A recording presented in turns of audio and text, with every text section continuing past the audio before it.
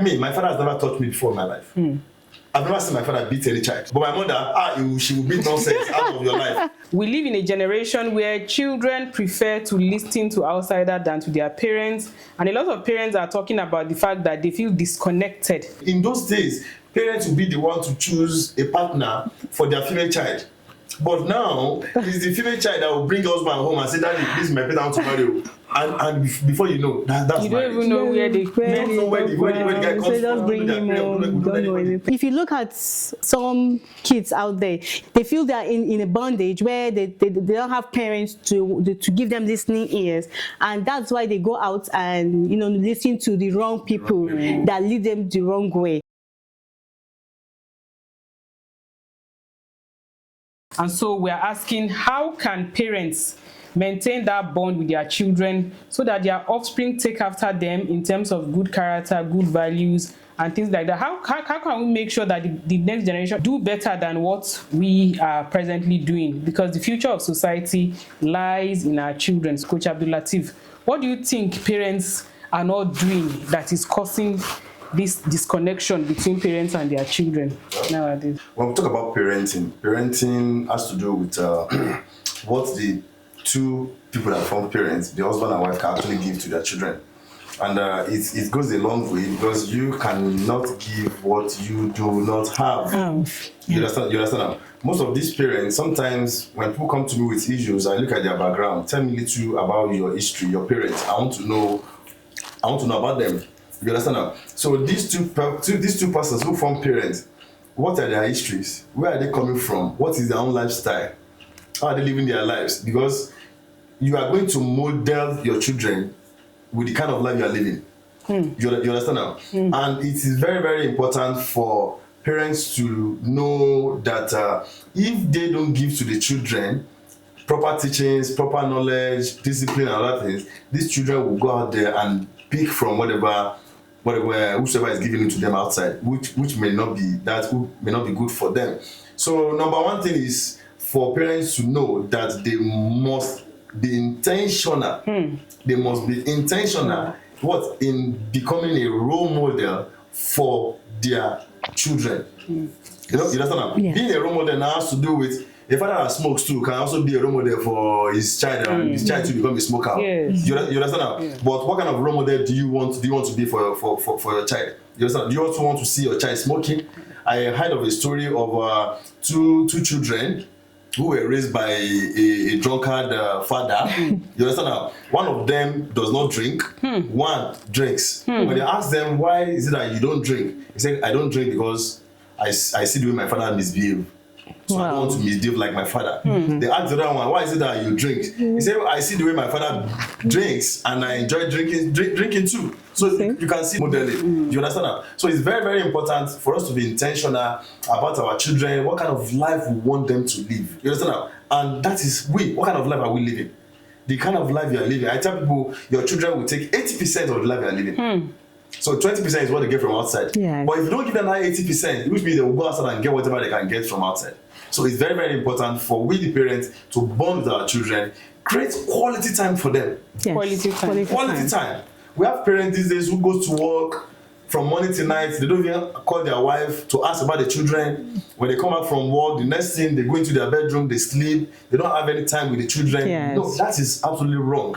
You need to create time with the children, even if you're not around during the week. You understand now? Quality time in the night when they come back from work. What did you study in school today? What did you do? Play with them. Be part of them. Buy yogurt. Play with them. Be part of them. Let them know that you are part of their life. Yes. You understand now? And with that, you create bond. You'll be able to advise them. My children are so small now, but I still tell them things they should know. Do not beat a girl. Do not kiss a girl. Do not hug a girl. From their ages, I begin to put something into their head, which I know they won't forget. Yes. But at a very tender age, their brain is still very, very magnetic. Yes. Whatever you tell them, it goes into their sense. So it's very, very important for parents to bond with their children. Yes. Very beautiful tip. Yes, and another aspect I see is, as a mother, as a career woman, I cannot generalize because I'm still sure there are some there who are still, despite their career, they're still intentional about their family, upbringing, and their kids. But leaving your kids in the hands of maids, housemates. It's another. It's not like discouraging in a way, but even if you have to do that, they are just there to look after the kids while you are away. So what happens when you get back from work? You tell yourself you're tired. If your kids want to come talk to you, or maybe has anything to tell you, you start forming tired or go and meet the maid. Then tomorrow when your kids start forming bond with the maid, it becomes a problem to you. So now do we now use it and say it is wrong to have maids in the house as a parent? You think they'll influence your child negatively or positively? It's not wrong actually to have a maid, but just like that's to do with your intention. Who are you? You understand? You can have a maid at home when you know that okay, your activities, your work does not really give you time to do so many things, and you have a wife who also works in an office. You also work in an office, and you need somebody to actually help you out. And that's where we're losing some values of family. In the times of our father and mother. When our father say our mother should not do office work, we think they are really done them bad. No. My father suffer my mother. I will not be like that. Yes. No, but they don't want the home to suffer. Yes. Because the moment you lose the woman to the society, you are losing the home. You understand? Yes. The man should be the one to go out there and look for what you're going to eat. But now what we have to do these days is the woman saying no. What the man can do, we too can do. Now the children are suffering. Yeah. To add to that, the mother was telling me that look, all of us we are hustlers. So a man should not come home and be forming as if you should go into the kitchen and be cooking while he will be watching football. That all of us are hustlers. So I think that's where the disconnect comes from. He has talked about good modeling. You have talked about making time for your children. The one other principal thing is to just know that you have to be part and parcel of their life. There are some roles that only a father can play, just the way he was saying. There are some things he tells his children. Some things my father told me, I will continue to remember it forever and ever. So there are some roles that a father and a mother plays in a childhood that no other person can play that role. Yes. Particularly a mother, whether we like it or not. If you like be a career woman, if you like be a housewife, if you like be whatever it is that you want to be, you must fill that space in your child's life. If not, you have yourself to blame. And a lot of mothers are blaming themselves now. There are mothers that are saying my children don't even listen to me. They don't respect me, they don't regard my word as anything. Yes. And a child has to have that kind of affection, that kind of soft spot for his mother. And wherever he goes, the words of his mother need to be ringing in his ears. That my mother, in those days, they will say, as you are going out, make sure that you remember the child of who you are, which house you are coming from. These days, parents will just say, have fun, have fun, enjoy yourself. It's because of we are losing our values as Africans, as Muslims, and taking the Western values. And these Western values can never help us. It's actually have too much freedom that is affecting our children. Yes. It's affecting our society. Yes. We growing up, we don't have so many freedom. We don't have so much freedom. Our parents were so strict on us. That's what made us what we have. Yes. We have turned out well. Isn't it? Look at Barrister Zulaikhat doing well. Look at Aja Sherifa doing well. I'm also trying to do well too. I don't know if I'm doing well. You're doing well, of course. Very well. Very well. So we should do because of love. They say spare the rod and spoil the child. You understand now? Forget the fact that you want your child to be friendly to you. You understand now? Make sure you discipline your child. Yes. You need to discipline. You understand now? Let them see you. Sometimes when we're growing up, we think our parents are wicked. It's not wickedness. It's just being disciplined. Making us to do the right thing and go away from the wrong thing. Like me, my father has never taught me before in my life. I've never seen my father beat any child on a serious note. But when it comes to talking to you, he will talk to you, and that's all. But my mother, she will beat nonsense out of your life, and that's how it's supposed to be. But now these days, even the mothers are not having. They're not. The fathers are not. They're available. Now we have left the children to themselves. To their life. Like I was saying, creating time, creating schedules for your children. There should be a time for play. There should be a time for sleep. There should be a time for eat. No, that you are giving them a routine, the kind of life, how they should live their life when they grow up. Yes. Very, very important. There was this video I watched. The parents was there. Okay, then they had a help, and the help had a daughter who was the same age with their own daughter in the house. The girl was doing well. But the mother wouldn't stop at nothing to criticize her daughter in the presence of the girl. That look at this girl, she's doing fine in school, but look at you. So unknowingly to her, she doesn't know that it's hurting the daughter. And she doesn't know that she's creating a monster out of that girl until the girl escalated to the point of, wanting to terminate the other girl. That was when it dawned on her that she had actually not been a good mother to the girl. In fact, one other thing I wanted to talk about is the role of mothers in motivating their children to success.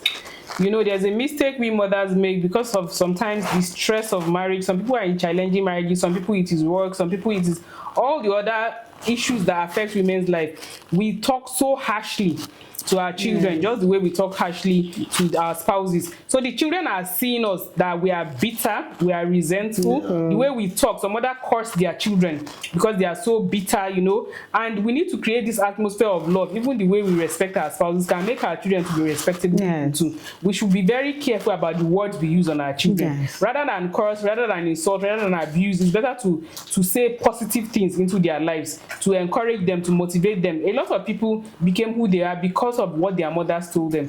I will remember the story of many of the scholars of Islam, people like Imam Malik, Imam bin Hanbal. They will tell you that it was my mother that encouraged me to become the scholar that I am. I also remember the story of Thomas Edison. They said when he was a child, the one that created the light bulb for electricity, the creator of electricity that we're still using, that when he was a child, he was an imbecile, what we call a dundee. So when the school gave him a letter to take home, they said he should give it to his mother. And the letter said that this your child is an imbecile. We cannot teach him. He's not fit for school. Please, remove your child from our school. So he asked his mother. The mother was crying. He asked his mother. They said you are a special child. And the school said they don't have the resources to teach you. So it's better I teach you at home by myself. So the mother taught him and raised him to become the genius he was. But when his mother died and he was searching through her things, he saw the letter. And he saw what the school had actually written. And he said, all his greatness, thanks be to his mother, the woman that raised him from being an idiot child to become the genius of history. Everywhere in history you hear of Thomas Edison. And so many other role models like that will tell you that it was my mother's words that. So the point where I'm even going was the issue of prayer. Mothers of nowadays are so we have left spiritualism for materialism now. We are so material. I want to be rich, I want to have this, I want to have that, competing with neighbors, competing with your friends or sisters or whoever to wear the latest fashion and things like that. You have forgotten that you are a spiritual force in the life of your child. So one part of the bond is that prayer. When a child knows that my mother is always praying for me, my mother is a prayer warrior. Everywhere I am, her prayer is following me. We need to be very prayerful.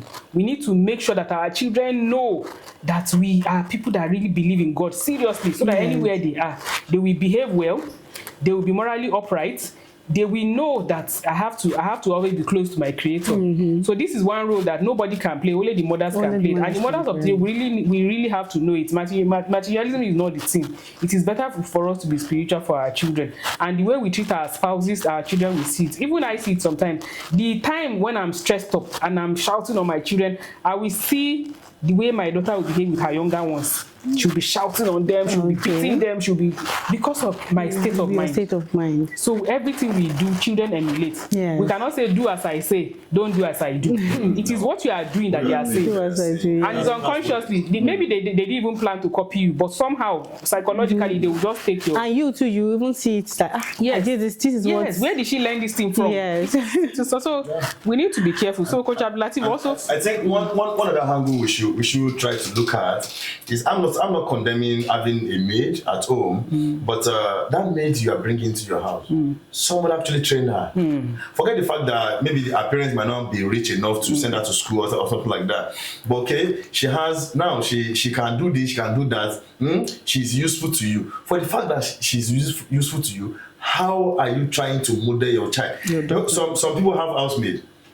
When they want to carry cup from here and their daughter is sitting down, they will call the housemaid. They will do everything. You understand? Everything. The housemaid will do everything. What are you teaching your child? Then you are actually teaching your child not to have human. I don't know how to put it. To teach people anyhow. But as much as you have a maid at home, please let your child learn from that housemaid. Use that housemaid to let her be able to teach your children. Yes. But make sure that what he or she is teaching them, there are something that are positive, not negative things. And how you treat that maid also, it matters a lot. It matters a lot. If you are going to keep a maid at home, please treat that maid like your own child. Yes. You understand? And let them bond together so that they can grow up to become something useful. That maid who has come to your house too, we don't know what she will turn out to be tomorrow. Don't use her anyhow. Don't use her. She might be the one that will save the life of your children. Yeah. On a serious note. So please be kind to them. Somebody actually give birth to them. So let's try to be human. So you've heard my coaches in the house. Try to always create that bond with your child. It's very important for today. It's very important for tomorrow and even in the future to come. You never can tell. So let's hear your last words, Sister Barrister Zulaikhat. Yes, creating an atmosphere of love in the house, show affection. A lot of African parents are not used to showing their children that affection, but we need to imbibe it, because these children, we have external forces telling them, I love you, this and that. If you don't want your young daughters or young sons to fall into the wrong hands, form the habit of always telling them, I love you, I want you to succeed, I'm proud to have you as a child, you know, I will always support you, things like that, so that they know, they feel that sense of belonging, and they will not have any space that somebody else is coming to fill. So, and also to make it a habit to eat together in the house, to do things together, to have a family time, you know, eating dinner together, asking each other how was your day and things like that. So all that forms a bond that will make a child really have a sense of belonging in the house. Yes. Bonding together with your children, parents should learn how to celebrate their child's success right from small. Help them celebrate their success, and even when they fail, let them understand that failure is also roadmap to success, and that's not the end of life, so that you build the courage inside them and get the best out of them. One important thing I really have to cover and to close with is always create the atmosphere for your child to be free to want to communicate with you, to want to talk to you. See your child as not just a child, but your friend. Give him or her that space to want to talk to you, so that he or she can be free to express whatever bothers him. Because of course, you won't be happy hearing that your child went to talk to someone else instead of you, the parent of that child. So I hope this video meets you well as usual, and as you watch, please click the like button and subscribe to our channel for more videos. Don't forget to drop your comments at the comment section of the video.